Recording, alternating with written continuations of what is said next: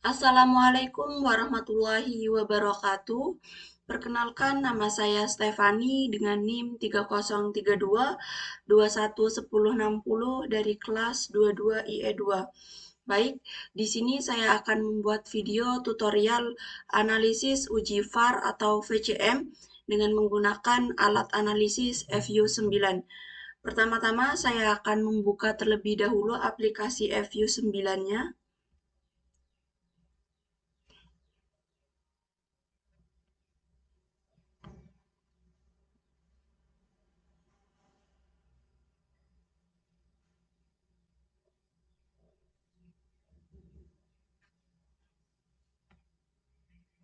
Baik, ketika sudah terbuka aplikasi FU9-nya akan muncul tampilan seperti di layar. Lalu klik yang ini. Nah, pada data spesifikasi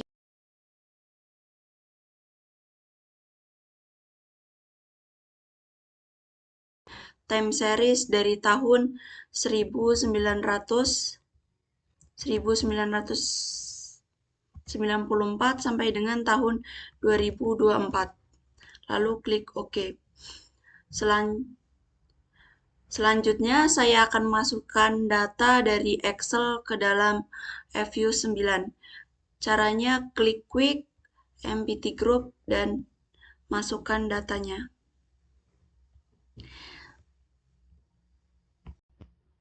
Saya akan mengcopy datanya dari Excel. Nah, untuk variabel yang saya gunakan ada 3. Yang pertama ada variabel angka harapan hidup, variabel rata-rata lama sekolah, dan variabel PDRB.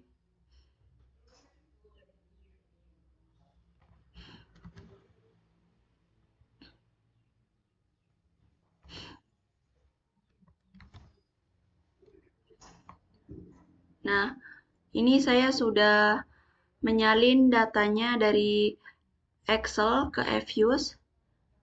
Nah, lalu pada SER1 saya akan mengganti namanya dengan variabel yang saya gunakan, yaitu angka harapan hidup yang saya singkat menjadi AHH.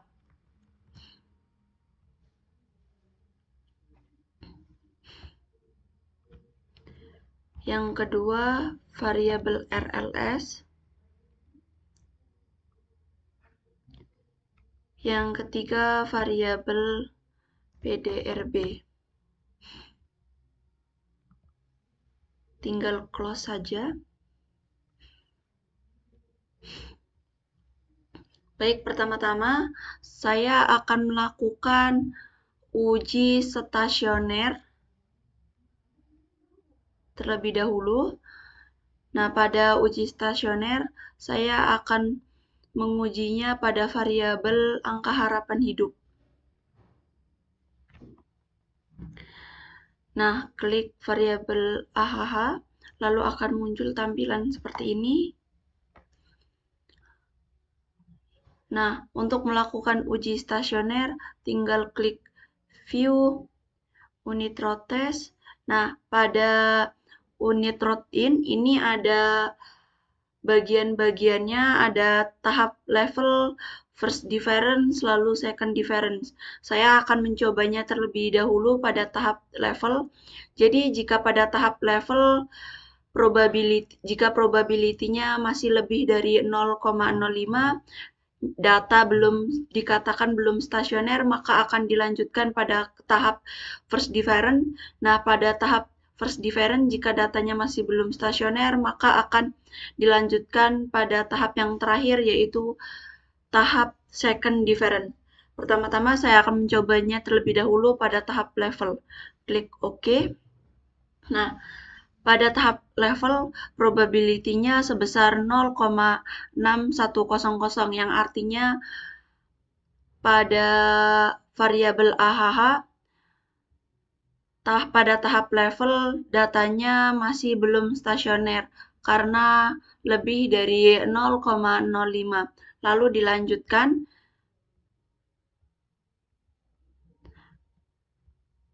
pada tahap first difference. Nah, pada tahap first difference probability-nya masih belum stasioner. Lalu dilanjutkan kembali pada tahap second difference. Nah, pada tahap second difference probability-nya sudah 0,0000 yang artinya sudah lolos dari uji stasioner. Nah, dikarenakan salah satu variabel karena variabel angka harapan hidup pada uji stasioner pada tahap sampai dengan tahap second difference. Jadi untuk variabel yang selanjutnya sampai pada tahap second difference.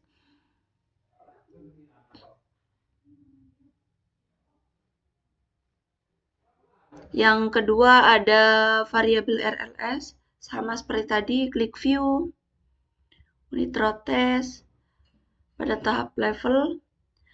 Nah, datanya masih belum stasioner. Lanjutkan lagi pada tahap first difference.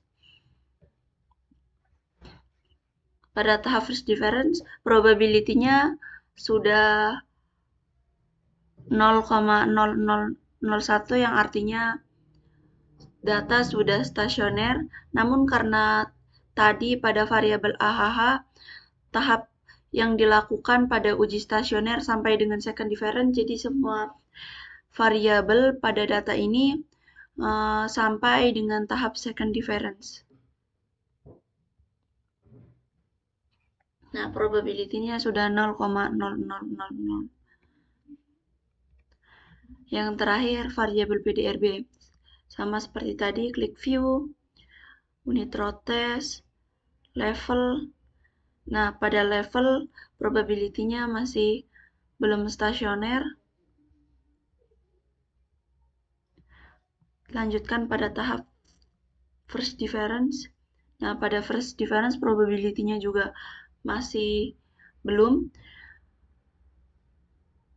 Masih lebih dari 0,05, maka dilanjutkan pada tahap second difference. Nah, probability-nya sudah 0,002. Baik, uji stasioner telah dilakukan pada variabel angka harapan hidup, rata-rata lama sekolah, dan variabel PDRB. Jadi pada tahap uji stasioner ini, saya menggunakan unit row in-nya sampai dengan second difference. Selanjutnya saya akan melanjutkan pada uji lag optimum. Caranya dengan klik quick estimate var. Nah, pada endogenous variable saya akan memasukkan rumus. Jadi, jika pada uji stasioner tadi melakukannya pada tahap second difference, maka rumus yang digunakan seperti ini. Variabel yang pertama, 2.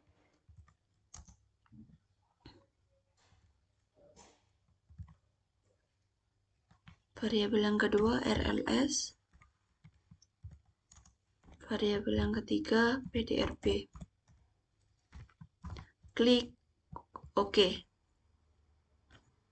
Nah, maka akan muncul tampilan seperti ini. Nah, untuk menentukan lag optimumnya, klik View, lag structure, lag length kriteria. Nah, untuk lag to include-nya bisa dicoba dari 10. Jadi, jika pada angka 10 tidak bisa, maka diturunkan ke 9. Jika pada angka 9 tidak bisa, diturunkan ke 8. Jika 8 tidak bisa, diturunkan sampai pada lag to include-nya itu bisa. Jadi karena data yang saya gunakan lag-nya itu 4, jadi saya taruh di sini 4, klik OK. Nah, ini untuk lag optimumnya.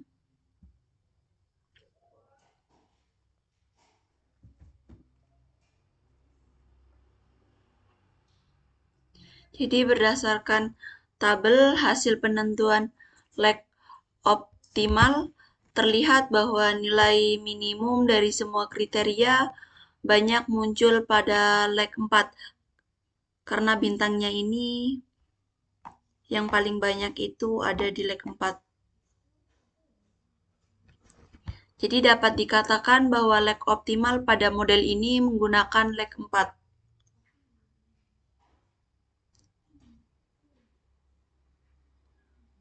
Selanjutnya saya akan melanjutkan pada tahap uji stabilitas. Jadi sebelum ke uji stabilitas, diganti dulu ini leg-nya menggunakan estimate, klik estimate. Nah, pada leg interval tadi kan untuk leg optimumnya ada di 4, jadi saya ganti 4 di sini. Oke. Nah, untuk melakukan uji stabilitas, klik view leg structure, lalu pilih arrow graph. Nah, ini untuk uji stabilitasnya. Nilai modulus ARUJ, model angka harapan hidup, rata-rata lama sekolah, dan produk domestik bruto. Jadi berdasarkan hasil uji stabilitas, gambar menunjukkan semua nilai modulus AR nominalnya terletak di dalam dan di luar. Ini di dalam dan ini ada yang di luar. Artinya sistem VAR pada model ini adalah VAR yang kurang stabil. VAR yang kurang stabil akan menghasilkan IRF dan FECD yang kurang valid.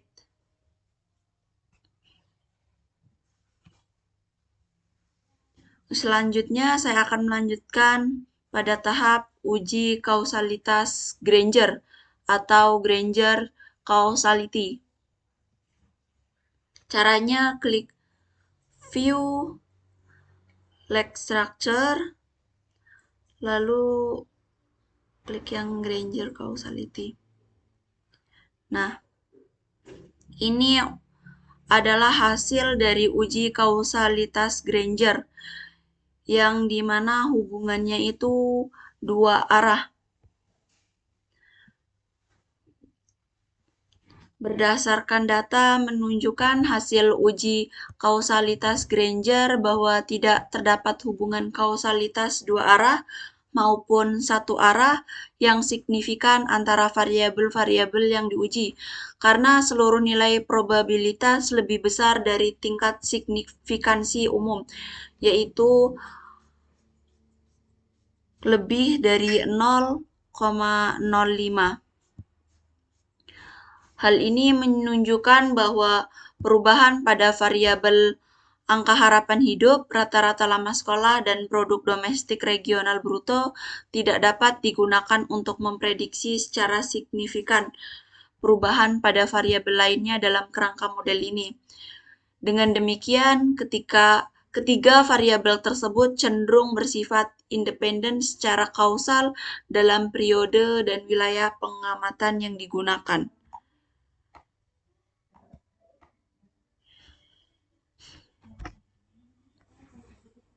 Untuk selanjutnya, saya akan melakukan uji kointegrasi. Caranya dengan klik estimate terlebih dahulu. Nah, karena tadi kan untuk leg endogennya sudah saya ganti ke 4, jadi langsung saja klik OK. Nah, langsung saja kita melakukan uji kointegrasi dengan cara klik View Cointegration Test. Nah, untuk leg intervalnya dirubah menjadi 4, karena leg yang data yang saya gunakan, leg-nya ada di 4. Klik OK. Berdasarkan hasil uji kointegrasi, terlihat bahwa hipotesis pertama, yang non ini, memiliki nilai probabilitas sebesar 0,006 yang lebih kecil dari taraf nyata 0,05, serta nilai threshold statistik sebesar 44,27989 yang lebih besar dari nilai kritis atau yang disebut dengan critical value sebesar 29,799707 oleh karena nilai probabilitas lebih kecil dari taraf nyata dan threshold statistik lebih besar dari critical value, maka hipotesis 0 HO ditolak pada tingkat ini. Hal ini menunjukkan bahwa terdapat hubungan kointegrasi jangka panjang antar variabel dalam model, yang berarti variabel yang diuji bergerak bersama dalam jangka panjang. Namun pada hipotesis Atmos 1 dan Atmos 2, HO tidak ditolak karena nilai probabilitasnya lebih besar dari 0,05. Dengan demikian, hanya terdapat satu vektor kointegrasi dalam model ini. Oleh karena itu, model tidak memenuhi syarat untuk menggunakan model VAR, dan selanjutnya model yang tepat digunakan adalah Vector Error Correction Model atau VCM untuk menangkap dinamika jangka pendek dan penyesuaian terhadap keseimbangan jangka panjang.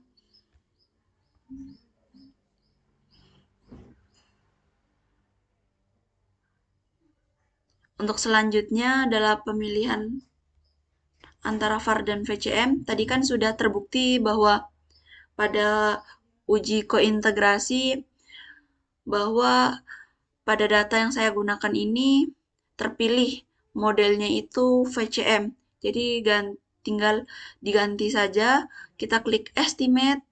Nah, ganti ke vector error correction karena model pada data ini adalah model VCM. Klik OK.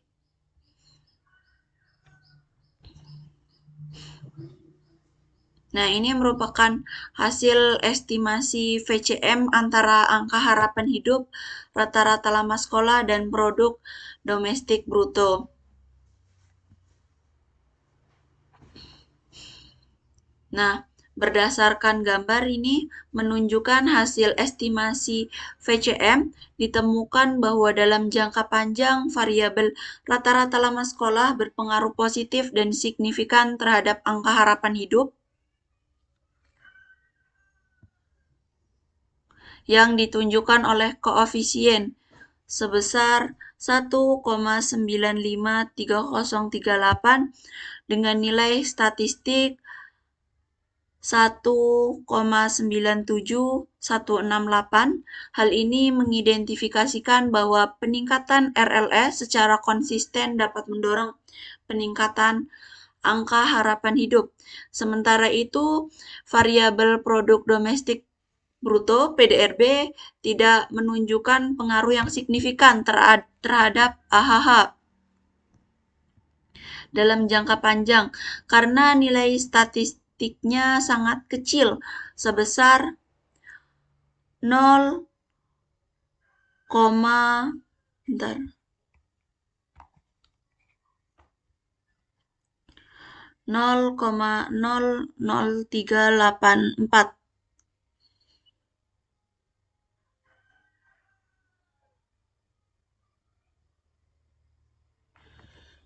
Ini. Dalam jangka pendek, koefisien error correction term pada persamaan angka harapan hidup bernilai negatif dan signifikan, yaitu 4,279295, yang berarti terdapat mekanisme penyesuaian yang kuat untuk mengoreksi ketidakseimbangan menuju hubungan jangka panjang.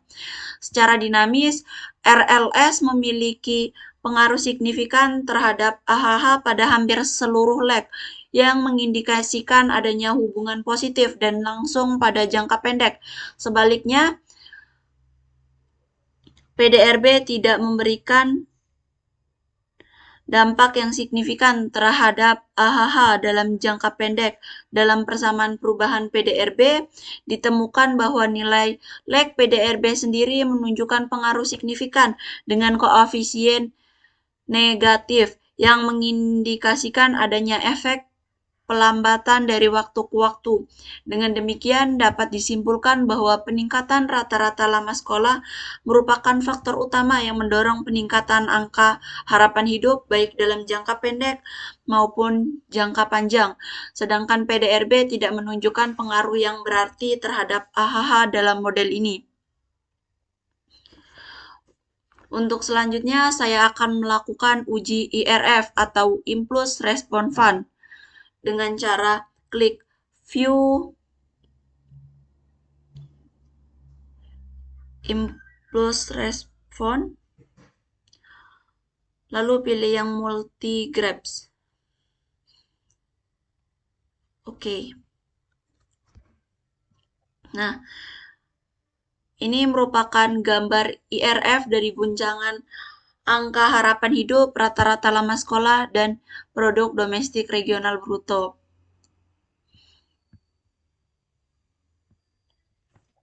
Jadi bisa dilihat secara keseluruhan hasil Impulse Response Fund atau IRF menunjukkan bahwa PDRB merupakan variabel yang paling berpengaruh dan responsif dalam sistem, diikuti oleh RLS yang menunjukkan pengaruh positif terhadap pertumbuhan ekonomi dan AHH yang cenderung menjadi variabel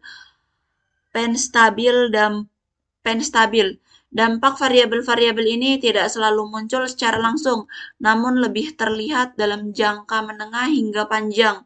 Oleh karena itu, kebijakan pembangunan sebaiknya berfokus pada penguatan sektor ekonomi dan pendidikan untuk mendorong peningkatan kualitas hidup secara berkelanjutan. Baik, untuk yang terakhir saya akan melakukan uji varian decomposition.